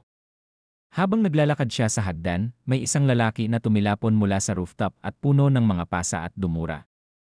Nang makita ito ni Dong-suk, laking gulat niya nang makitang isa ito sa mga tauhan niya. Galit na galit siya. Habang iniisip kung ano ang nangyayari at biglang may sumulpot sa kanyang harapan na ikinagulat niya. Si Xiao iyon. Natakot si Dongsuk at agad na natumba. Naglakad si Xiao patungo sa kanya at si Dongsuk ay nagmamakaawa sa kanya. Handa nang suntukin siya ni Xiao. Ilang beses siyang sinuntok ni Xiao sa mukha at ang tanging nagawa niya ay sumigaw. Kinagabihan, dumating ang mga pulis sa gusali dahil may nangungupahan na nag-uulat dito. Naitala ng opisyal sa kanyang tala na ang nangungupahan ay nakarinig ng mga hiyawan ng ilang beses bago at ang isa pang ilang mga tao ay sumisigaw kanina. Nagreklamo ang complainant na hindi siya nakatulog dahil sa insidenteng ito. Sa kabila ng kanyang sinabi, nataranta ang mga opisyal kung bakit nagsumbong pa rin ang ginang. Kahit daw pumasok ang mga taong tulad ng mga tulisan, kahit na wala silang kinalaman sa kanilang tahanan, susubukan pa rin nilang buksan ang mga pinto. Matapos maitala ang sinabi ng nagrereklamo, nagpasya ang mga opisyal na suriin ito mismo. Habang papunta sila sa loob, nakita ng isang opisyal ang padlock sa hagdan. Kinuha niya at kinumpirma niya na may nakapasok talaga dito ng walang pahintulot. Napagpasyahan nila na ang mga taong iyon ay maaaring nakatakas na. Agad silang kumatok sa pintuan ng rooftop at habang kumakatok, nagpakilala sila bilang mga pulis at sinabi nilang nakatanggap sila ng mga ulat ng mga hiyawan na nagmumula rito. Tumabi sila nang mapansin nilang may nakahanda ng magbukas ng pinto. Sumulpot si Xiao at nagulat sila dahil ang tangkad ni Xiao. Lalo na't nagiging matapang ang kanyang katawan. Isang opisyal ang nagkaroon ng pagkakataon na masilip ang rooftop at nabigla siya sa kanyang nakita. Sa kabila noon, nanginginig siya. Nakatutok pa rin ang baril niya kay Xiao. Habang sinasabihan ang kanyang co-officer na hulihin agad si Xiao, nataranta naman ang isa pang opisyal kaya tumingin siya sa likod ni Xiao. Sumulyap ang opisyal sa likod ni Xiao. Ngunit si Xiao ay walang emosyon at walang pakialam.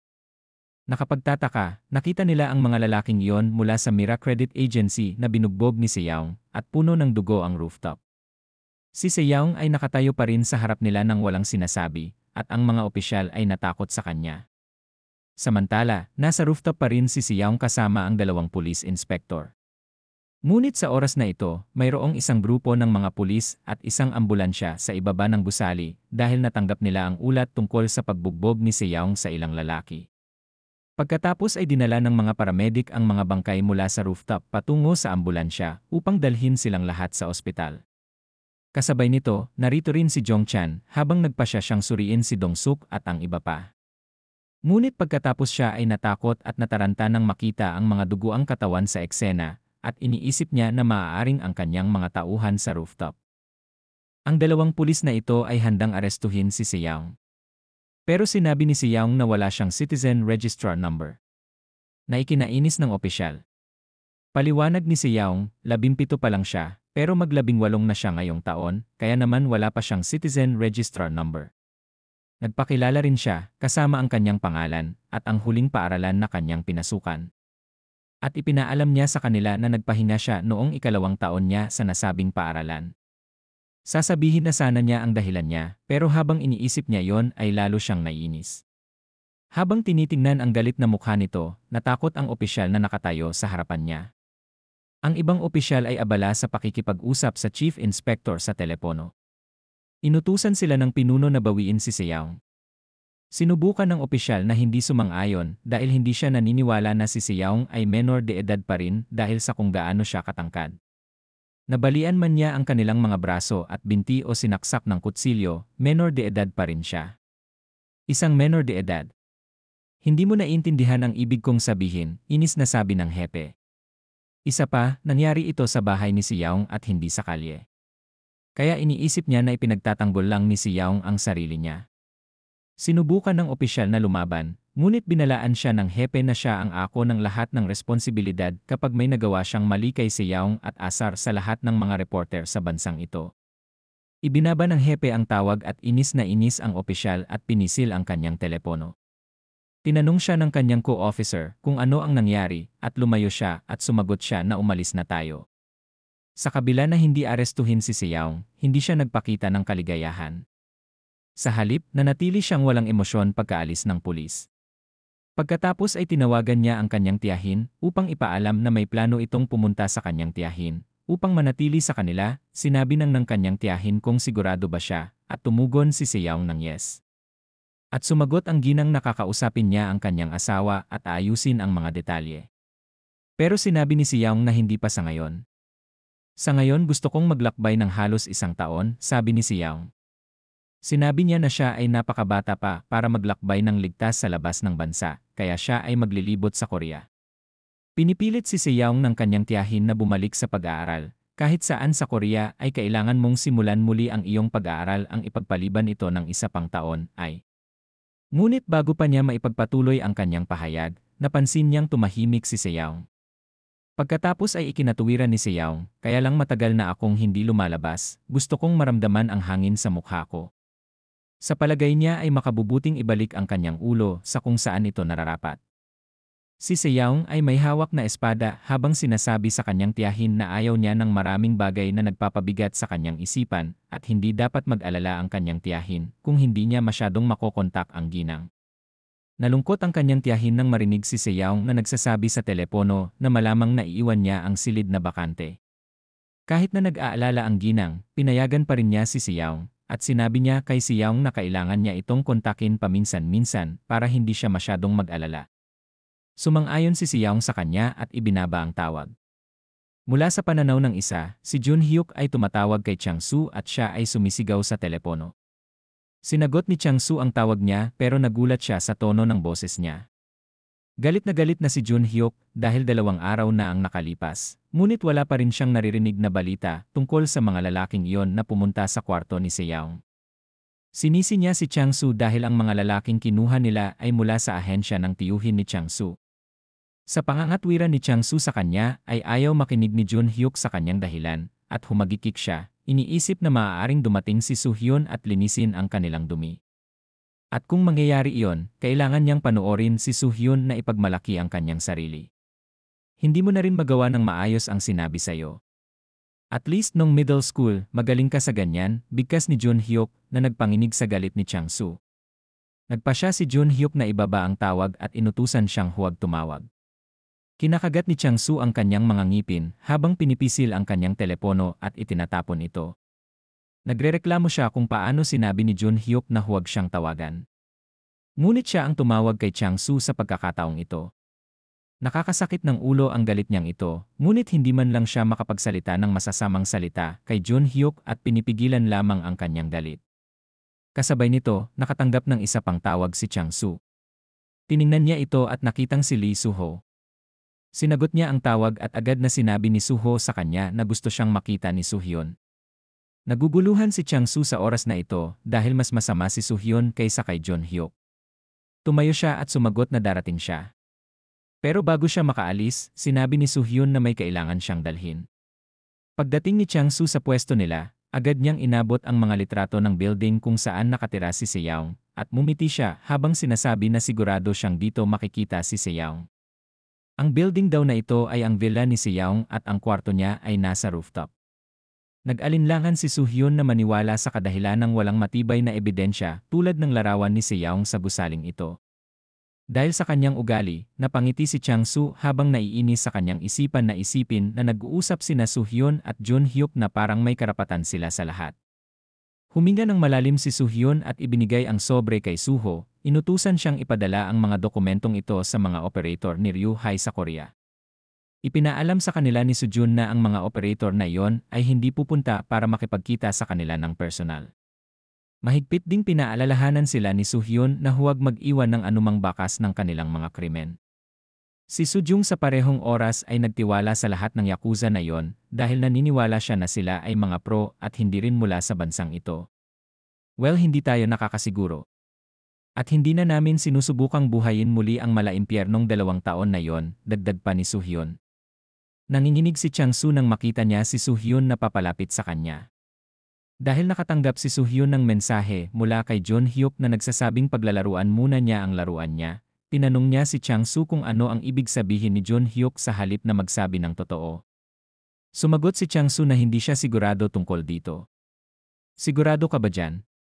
Tanong ni Suhyun habang nakatitig kay Changsu. Siyempre. Bakit ako magsisinungaling sa'yo? Sumagot si Changsu at dahil sa kanyang tugon, napilitan si Soo-hyun na paniwalaan siya.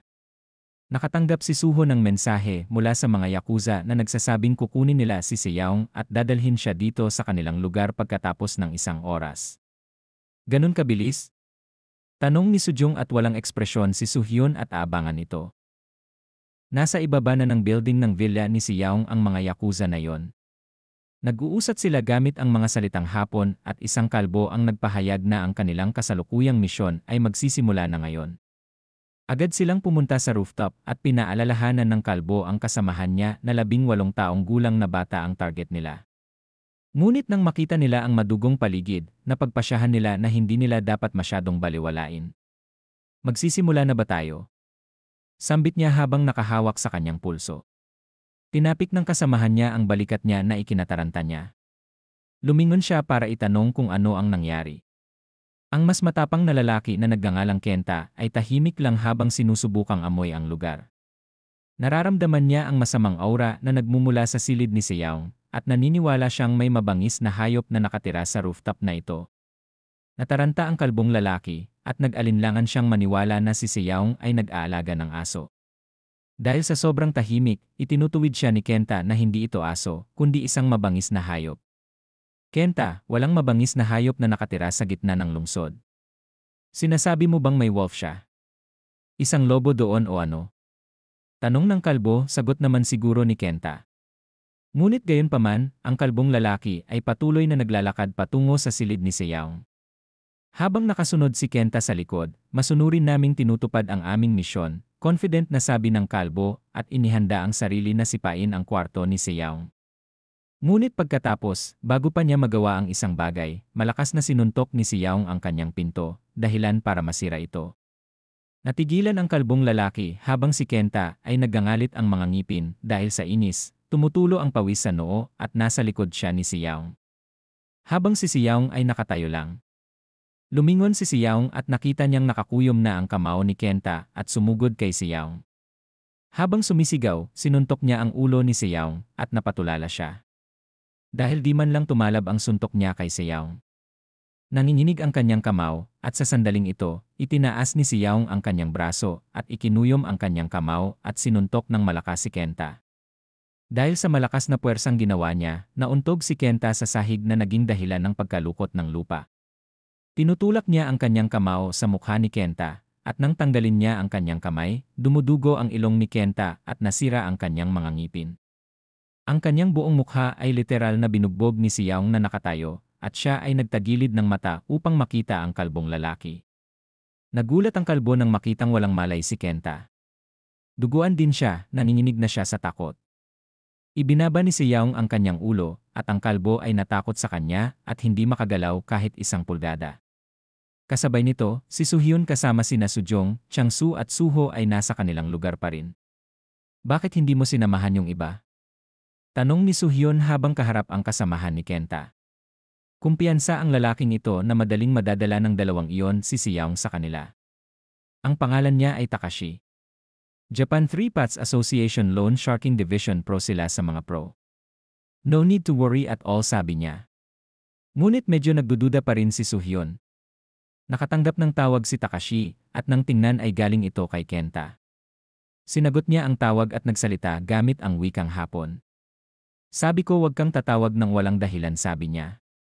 Without knowing na si Seyaong pala ang tumatawag sa kanya gamit ang phone ni Kenta. Dahil sa kanyang wika, nalaman ni Seyaong na ang mga taong ito ay mga Hapon. Nataranta si Takashi nang marinig ang boses ni Seyaong at tinanong niya kung sino ito. Ngunit tanging si Kenta lang ang kanyang narinig na sumisigaw sa sakit at humihingi ng tulong. Napatulala siya dahil hindi siya makapaniwala na ang Kenta na kilala niya ay isang malakas na tao at hindi matatalo ay sumisigaw na sa sakit.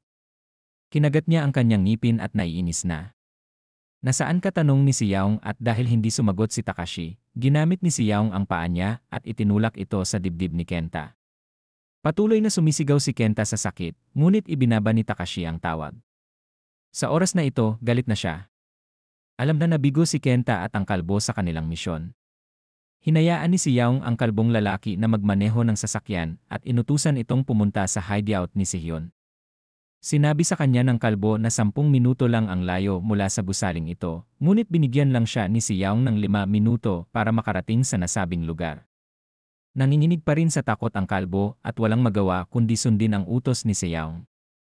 Si Yaong ay napakatangkad kaysa sa sasakyan, at dahil alam niyang mahirap siyang makapasok, nagpasya siyang tanggalin ang bubong ng sasakyan at itapon ito. Nandito rin si Kenta sa kanila at nakahiga sa loob ng passenger seat. Matapos tanggalin ang bubong, tinapakan ni si Yaong ang sasakyan at ipinasok ang kalahating katawan. Habang inutusan ang kalbo na pumunta. Walang kamalay-malay si Takashi na papunta na si Yaong sa kanila, pero may hinala na siya na darating talaga si Yaong. Pagkatapos niyang ibaba ang tawag, tinanong ni Soo-hyun kung ano ang nangyari.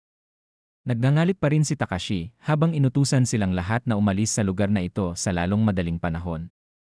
Nalito si Soo-hyun at ang iba pa, kaya tapat na sinabi ni Takashi na nabigo sila sa misyon.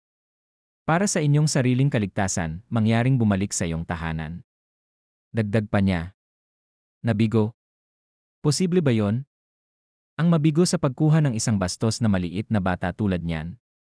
Sagot ni Soo-hyun.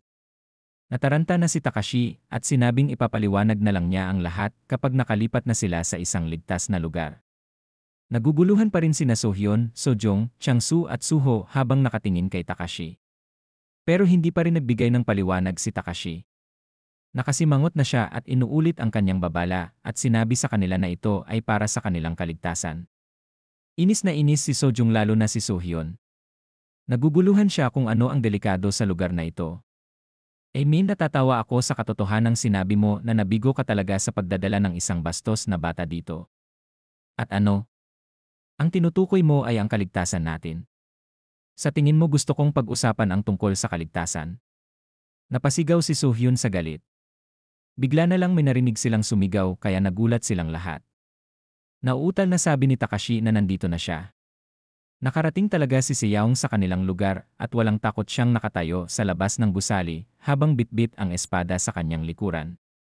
May isang sasakyan na sobrang bilis ang takbo kung saan nakasakay si Yaong. Paghinto ng kanilang sasakyan, agad silang napansin ng mga tao. Habang pababa si Yaong ng sasakyan, maraming tao ang kinukunan siya ng litrato. Tinanong niya ang kalbo kung anong floor sila. Tinitigan siya ni Yaong pabalik na may seryosong ekspresyon. Ang kalbo ay nanginginig habang pinagpapawisan at sinabing nasa 8th floor. Pagtalikod ni Yaong agad niyang inutusan ang kalbo na pangunahan ang daan. Habang kinakabahan sumagot ng yes ang kalbo. Nagsimula si Yaong maglakad habang dala niya ang kanyang malaking espada sa likod niya patungo doon. Maraming tao ang kinukunan siya ng video na akala ng iba ay nag-shot sila ng movie. Habang ang ibang tao sa gilid ay may napansin sa sasakyan ni Yaong, isang tao bugbog sarado, duguan ang mukha, at basag-basag ang ngipin, at na-realize nila na napakadelikado ng taong ito, natakot ang mga ito kaya nagsigawan ang mga tao. Balik sa grupo ni Soo-hyun, nagsimula silang magpanik at sinabi ni Takashi na may 3 hagdanan patungo sa labasan. Tinanong ni Sojong kung saang hagdan sila dadaan, sinabi ni Soo-hyun na kailangan nilang maghiwa-hiwalay para sa kaligtasan. Ngunit hindi sumang-ayon si Sojong at minungkahi ni Chang-soo na magsama sila kasama ang lalaking Hapon dahil po protektahan sila nito. Ngunit ang kanyang mungkahi ay hindi pinansin ni Soo-hyun at sinabi ni Soo-hyun kay Suho na kunin niya ang isang hagdan sa likod. At ang isang hagdan naman kay Chang-soo, walang pag-aaksaya ng oras, lahat sila ay tumakbo palayo. Habang sila ay papaalis niyaya ni Soo-hyun si Takashi na sumama sa kanila, at sumang-ayon naman ang Hapon, dahil ang dalawang ito ang may contract sa kanila. Habang si Chang-soo di pa rin makapaniwala na tinanggihan siya ni Soo-hyun, naiinis siya kaya napagpasyahan niya na rin niyang tumakbo umaasang makakalabas ng ligtas. At makikita si Yaong na umaakyat sa hagdan, habang si Chang-soo ay galit na galit di makapaniwala na tinanggihan siya ni Soo-hyun, habang siya ay tumatakbo hindi niya namalayan na mayroong anino sa harap niya at bigla siyang nagulat. Habang ang iba ay nakarating sa labasan kasama ang mga pulis. Kung nagustuhan mo ang video na to, huwag kalimutan mag-like at subscribe para updated ka lagi sa mga bago nating video.